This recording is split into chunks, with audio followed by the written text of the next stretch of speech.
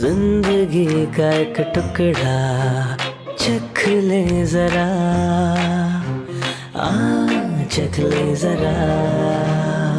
एक disease free जिंदगी I think हर किसी का सपना होता है ना, तभी तो हम शुरू से ही वो सुनते आए हैं एकदम ऑर्डर में, हेल्थ सबसे पहले, फिर वेल्थ, फिर हैप्पीनेस। मैं हूँ खनक और आप सुन रहे हैं स्लाइस ऑफ लाइफ। वैसे कहते हैं ना, हर चीज़ वो अलादीन का चिराग या फिर वो एक मैजिक स्टिक की तरह नहीं होता कि आपने हिलाया, विश किया, हिलाया और जी आपके सामने आ गया। अगर आपको अपनी अच्छी हेल्थ भी मेंटेन करनी है तो आपको उसके लिए वक्त देना पड़ेगा। और सवाल उठता है कि हमारे पास वक्त ही नहीं है, हमारा लाइफस्टाइल ही ऐसा है। तो ऐसे में सामने वाला अगर आपको ये रिकमेंड करता है कि ज़्यादा नहीं, सिर्फ 10 मिनट गिनती के अगर आप अपनी बॉडी को देते हैं रोज़, तो believe me, over a period of time आप अपने आप को बहुत एनर्जेटिक महसूस करेंगे।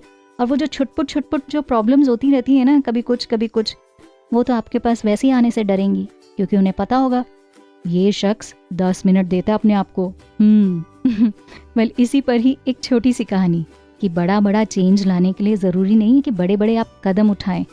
छोटे कदम भी आपको उस चेंज तक या उस डिजायर्ड रिजल्ट तक पहुंचा देते हैं।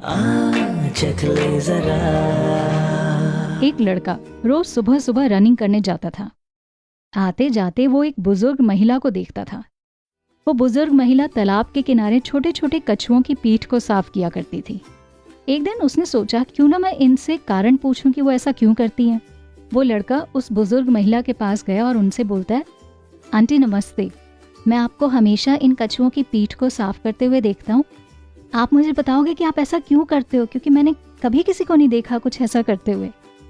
उस महिला ने उस मासूम से लड़के को देखा और उसे जवाब दिया, मैं हर संडे यहाँ पर आती हूँ और इन छोटे कछुओं की पीठ साफ करते हुए सुख शांति का अनुभव करती हूँ, क्योंकि इनकी पीठ पर जो कवच होता है ना, उस पर जब कचरा जमा हो जाता है, उसकी वजह से इनकी गर्मी पैदा करने की जो कैपेसिटी है वो कम हो जाती है।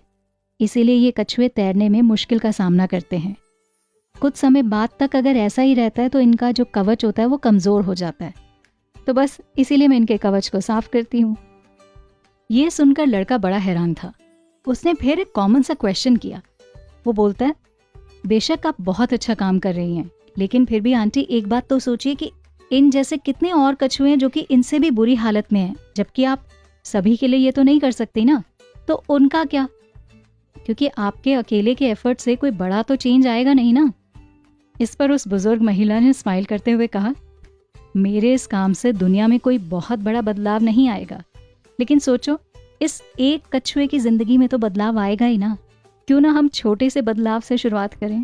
पहले ये कहानी शायद हमें यही बताती है कि जब आप कभी किसी ऊंची मंजिल पर चढ़ना चाहते हैं तो शुरुआत तो उसकी पहली सीढ़ी से ही करते हैं ना। ऐसा तो नहीं सोचते कि एक रस्सी डाली और सीधा पहली सीढ़ी से सबसे ऊंची सीढ़ी पर पहुंच जाएं। नहीं ना। तो बस जब कभी आपको ये लगे कि ज़िंदगी में मुझे कुछ एक बड़ा चेंज लेकर आना है, सो उसके लिए आप एक छोटा सा भी स्टेप उठाते हैं ना, तो just have this faith, have this trust in yourself कि ज़रूर मेरे इस एफर्ट के साथ मैं एक दिन वहाँ पर पहुँच ही जाऊँगा।